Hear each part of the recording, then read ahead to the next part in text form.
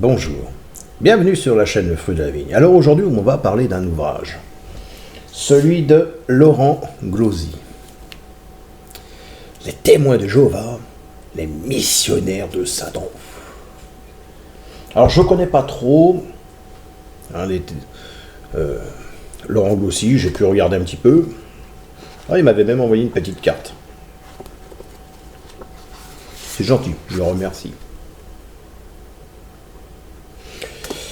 Alors, effectivement, son ouvrage, je l'ai étudié de fond en comble. J'ai pris des notes, j'ai fait pas mal de choses. Et d'ailleurs, c'est pas le seul ouvrage que j'ai lu, hein, vous voyez. On va regarder quelques-uns ensemble. Hein, le défi des témoins de Jéhovah. La République universelle du genre humain. Alors celui-là que je conseille d'ailleurs, La foi d'un franc-maçon. Celui-là il est au top.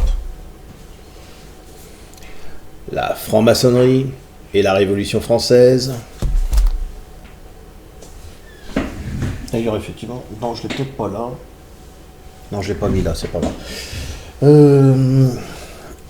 La franc-maçonnerie sous l'hélice. D'ailleurs même les témoins de Jéhovah, regardez. La France, c'est sec, la franc-maçonnerie, le terrorisme islamique de Christian Paturel, avocat au barreau pour la défense des témoins de Jéhovah.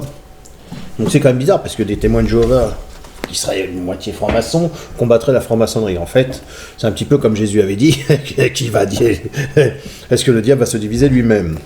Alors là, c'était un document martiniste hein, sur les nombres. Vous voyez. Alors je vous ai pas tout amené, hein, j'en ai quelques-uns. La maîtrise parfaite. Hein. Moi j'ai bien aimé aussi, sur la piste des Incas, vous voyez, on a des amulettes, on a des symboles, on a...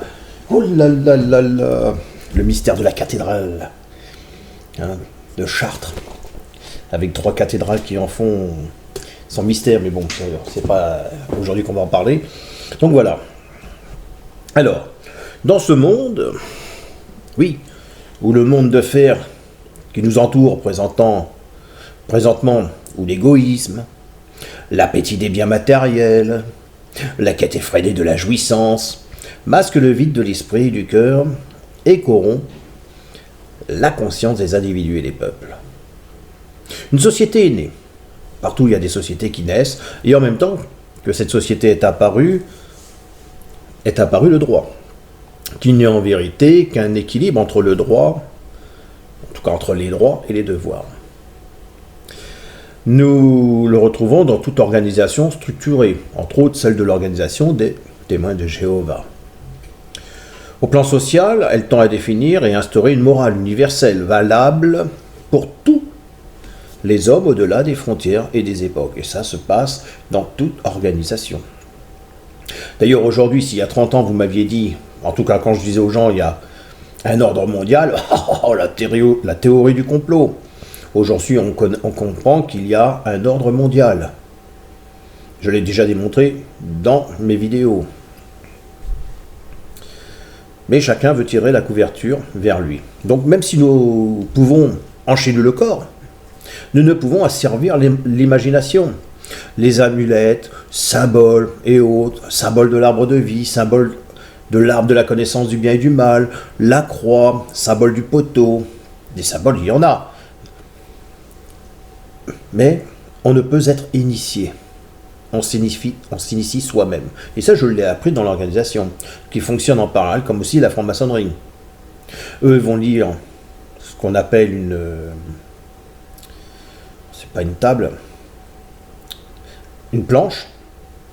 Et nous, on appelle ça, lorsque, toutes les semaines, en milieu de semaine, nous devons soit étudier une partie de la Bible ou un thème particulier.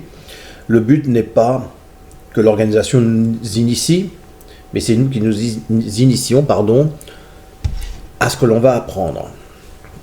Donc, du fait qu'on ne peut initier, on s'initie soi-même, certains ont l'art d'initier.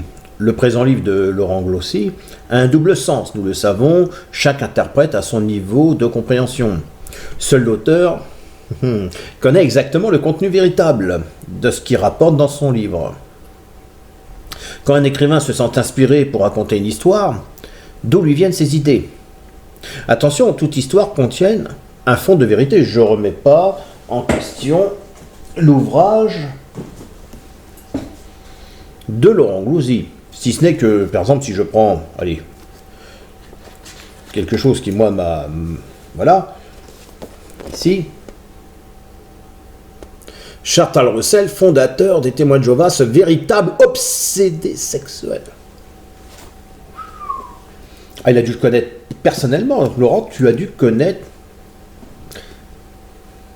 notre ami Roussel pour savoir que c'est un obsédé sexuel, à moins que tu t'es basé sur tes travaux. En tout cas, tout ce que je sais, c'est que, quel que soit ce qu'aurait pu être ou a été Roussel, il faut regarder l'ensemble de ce qu'il a écrit, et pas simplement voir son comportement. Car s'il y a bien une chose où on pourrait par exemple dire aussi, c'est David, lorsqu'il a vu Bathsheba, qu'il a fait tuer son mari, puis qu'il a couché avec elle. Hein? On pourrait en dire. Donc d'où lui viennent ces idées à M. Laurent Glouzy. Attention, toute histoire donc contienne un fond de vérité, je ne remets pas en doute son livre, à part sur certains points, mais je m'interroge sur son contenu. Comment dire que Roussel était obsédé sexuel alors qu'il ne l'a pas connu, vous voyez? Donc ça, c'était la première démarche. Dans son ouvrage, Laurent Glouzy s'est initié et nous invite à nous initier, et pour démonstration, je vais prendre le livre, en tout cas, je vais reprendre le livre de Jacques Rancière, Le Maître Ignorant. C'est ainsi que et je cite, il dit, c'est ainsi que le maître ignorant peut instruire le savant comme l'ignorant, en vérifiant qu'il cherche continuellement, qu'il cherche, trouve toujours. La grande affaire du maître est de transmettre ses connaissances à ses élèves pour les élever par degrés vers sa propre science. C'est ce que fait Laurent Glouzy. Par contre, lorsque je transmets une connaissance, admettons, je prends une enveloppe, moi j'ai pas d'enveloppe sur moi, j'ai pas préparé ça, je prends une enveloppe, et je la transmets à une autre personne, sans même connaître le contenu de cette enveloppe, je ne peux en déceler le message. Et moi, je la retransmets à un autre. C'est ce que fait dans l'organisation. Les frères et sœurs n'ont pas étudié les amulettes, n'ont pas étudié l'ésotérisme, n'ont pas étudié tout ça. Ils prennent une enveloppe, ils la transmettent sans vérifier le contenu. D'accord? En tout cas, sans en déceler son message. Je la transmets, et ainsi, et ainsi. Si je prends la décision d'en étudier le contenu, à partir de ce moment-là, je m'initie. Regardez, venant du latin, initium, le commencement, ça vous rappelle rien? Le commencement. Jean chapitre 1, verset 1. Au commencement était le Verbe. Au commencement était le Verbe. Le fondement de l'initiation est le processus par lequel l'homme est mis en contact avec les secrets de l'univers et accède à la science des véritables, en tout cas des vérités supérieures. Au commencement était la parole, à partir du moment, tiens, hop, là, je prends la Bible, les Saintes Écritures, au commencement était le Verbe. Et à partir de là, je vais m'initier à mieux comprendre qui est Jéhovah, ou Hachem, ou le nom que vous l'auriez lui donné. Encore Jésus. D'accord? L'initiation est alors en grande partie comparable à l'œuvre alchimique dont elle décrit souvent les mêmes étapes. Épreuve, mort à soi-même pour se transformer intérieurement et renaître dans la lumière de l'esprit. Oula, ça ne vous parle pas non plus là? Jean chapitre 11 verset 25. Jésus lui dit, je suis la résurrection et la vie. Celui qui croit en moi vivra, quand même il serait mort. Mais comment tu peux, si tu es mort, pouvoir vivre? Vous voyez?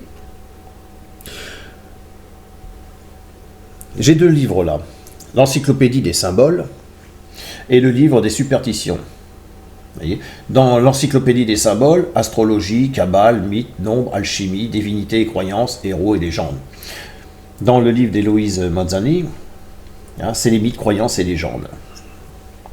Lorsque j'aperçois un corbeau, est-ce que c'est un mauvais présage? Ou lorsque un chat noir traverse devant moi, qu'est-ce qui va m'arriver? Les témoins de Jéhovah sont-ils les missionnaires de Satan? C'est ce que dit Robin de Ruité avec la collaboration de Laurent Glossy. Témoins de Jéhovah, les missionnaires de Satan.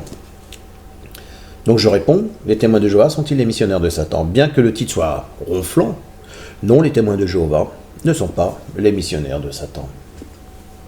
Vous savez, Michel-Ange disait, dans chaque bloc de marbre, je vois un ange qui attend d'être libéré. Et il en est de même dans notre nature humaine. La Bible est un livre organisationnel et appartient à Jéhovah. Et non aux individus. Indépendamment de la sincérité avec laquelle ils croient pouvoir interpréter la Bible, il en est de même avec le livre de M. Glossy. M. Glossy, les témoins de Jéhovah sont loin de vous comprendre. Très très loin. Les témoins de Jéhovah sont persuadés que quiconque étudie les Saintes Écritures de bonne foi ne peut se rallier à la société du monde nouveau prévue par Satan. Sans la maîtrise du temps, personne ne peut déterminer la nature de sa destinée. Voilà. Ce sera tout pour vous, Monsieur Glossy. Bon, votre livre est intéressant. On peut y lire pas mal de... On voit que c'est un travail qui a été soigné, puisque c'est pas fait non plus, je ne vais pas critiquer. Hein. C'est pas un travail qui a été fait comme ça, sans travaux derrière. Hein. On peut voir que vous avez fait des recherches et autres, mais bon. Pour un témoin de Jéhovah, il n'ira certainement pas le lire, ou si certains le lisent, seront amenés peut-être justement à s'initier à ce que vous dites, mais bon. Moi, j'ai passé toutes ces initiations il y a bien longtemps. Aujourd'hui, je préfère rechercher la volonté de Jéhovah, en mettant de côté peut-être l'organisation ou de ce qu'elle pourrait dire. C'est ce qui est important. Et c'est ce que je souhaite pour toute personne qui veut connaître Dieu, approcher de Dieu, connaître son Fils. C'est ça qui m'importe. Que les gens travaillent en eux-mêmes, qu'ils trouvent ce moment important. Voilà, moi je vous dis à bientôt pour une prochaine vidéo. Au revoir.